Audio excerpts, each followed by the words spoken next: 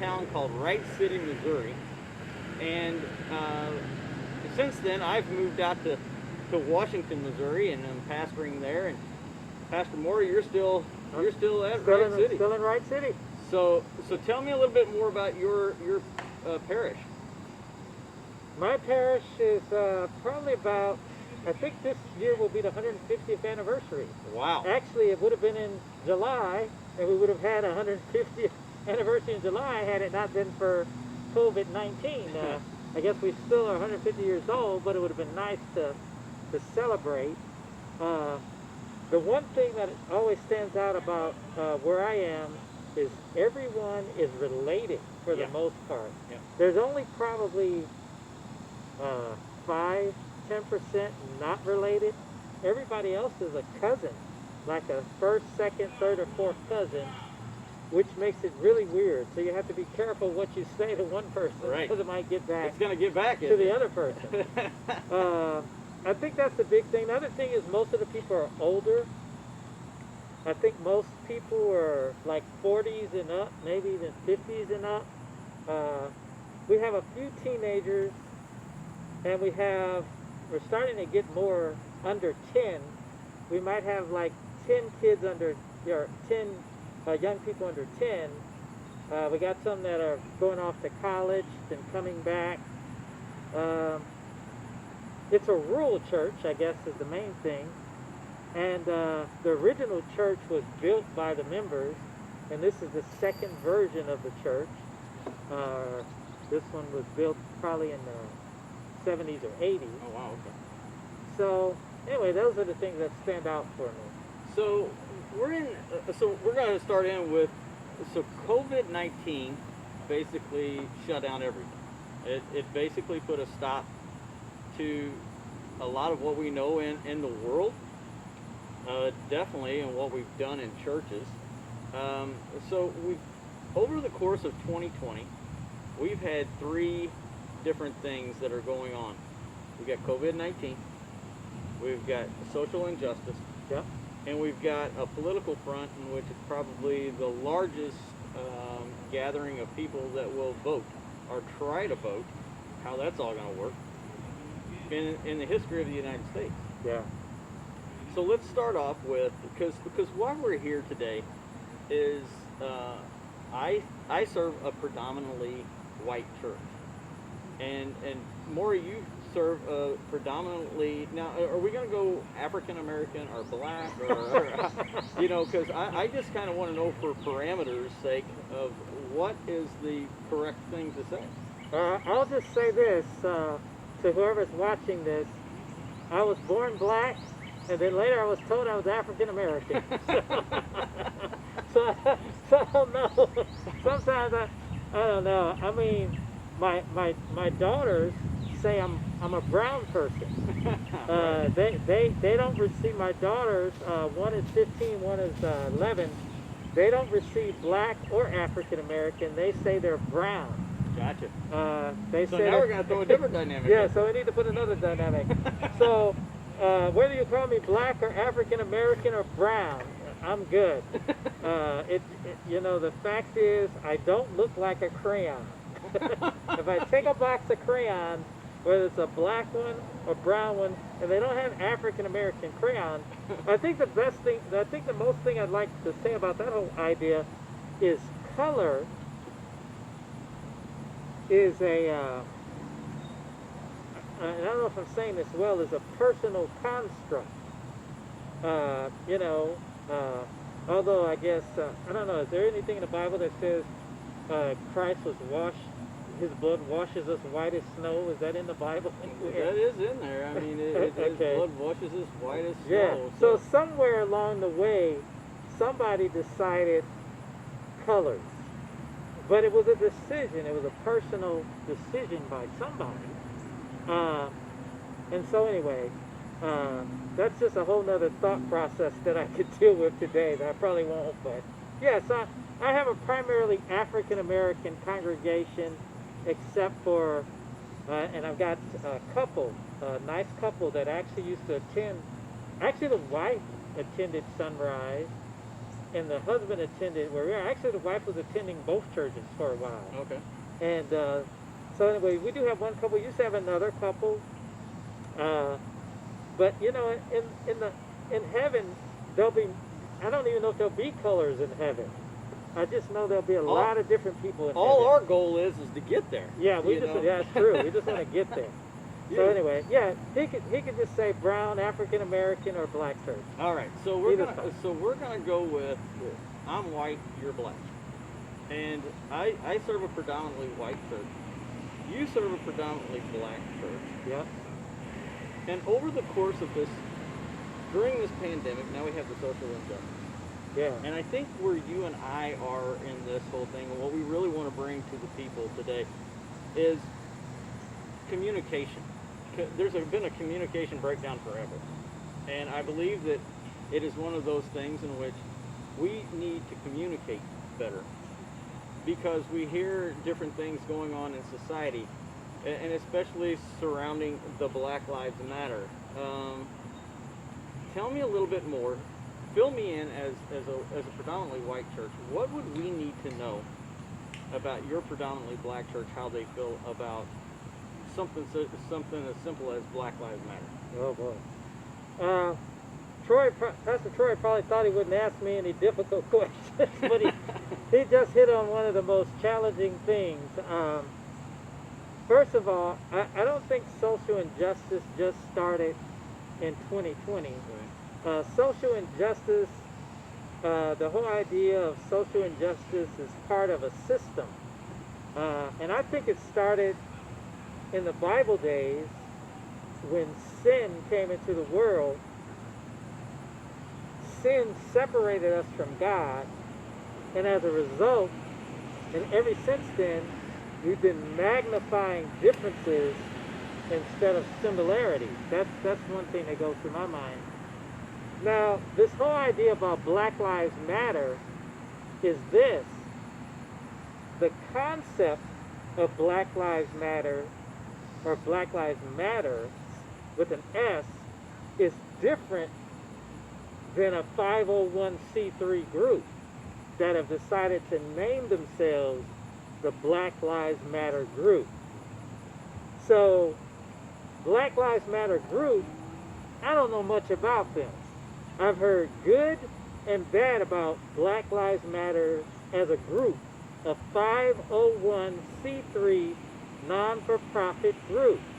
That's different than the concept of Black Lives Matter. Now, the Bible says that we're all made in the image of God. So, when people argue or people say all lives matter, as long as they're not trying to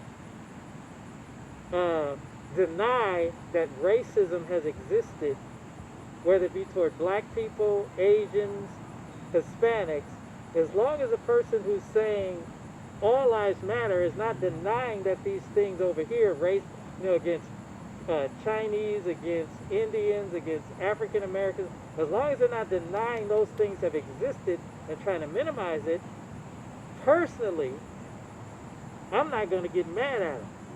But there are people who, when even a black person says all lives matter, this black person might find themselves getting hurt. There are people who take those comments very offensively. And I would argue personally that that's a bit extreme. We just got to know where everybody's coming from. And so I guess that's the one thing I want to say. Again, here's Black Lives Matter as a concept, and here's Black Lives Matter as a particular group. And again, I haven't done all the research, but I've heard both negative and positive things about the group.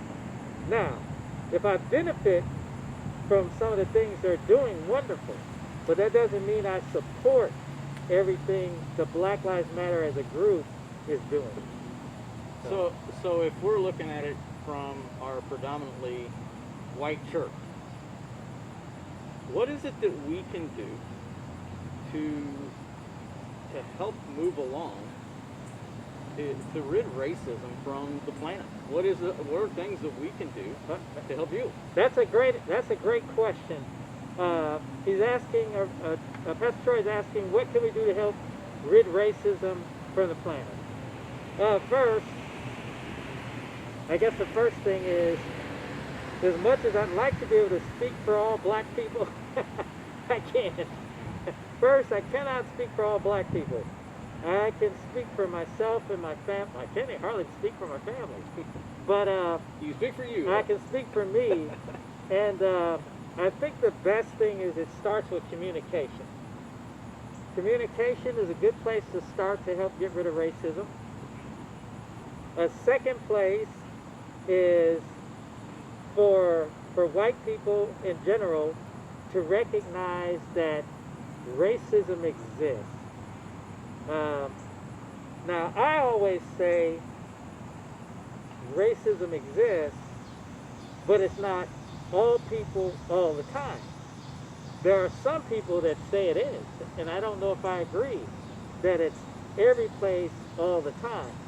But you can find racism in many forms, many places. Sadly, it seems like it's probably even more here in America than other places. Other places have what's called a caste society. Even though some people would argue that here in America, we have a caste society. Since I have a mask on, let me phonetically say that.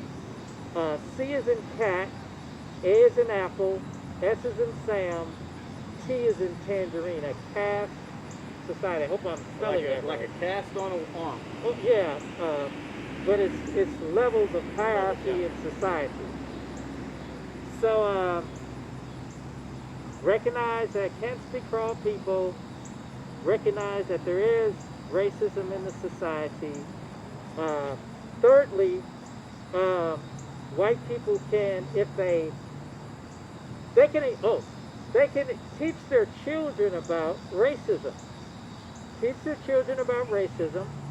Fourth, teach them about the white people in the past who have supported causes by black people. For example, Martin Luther King, he was black, but there were white people who helped support what he was doing, and that made a difference.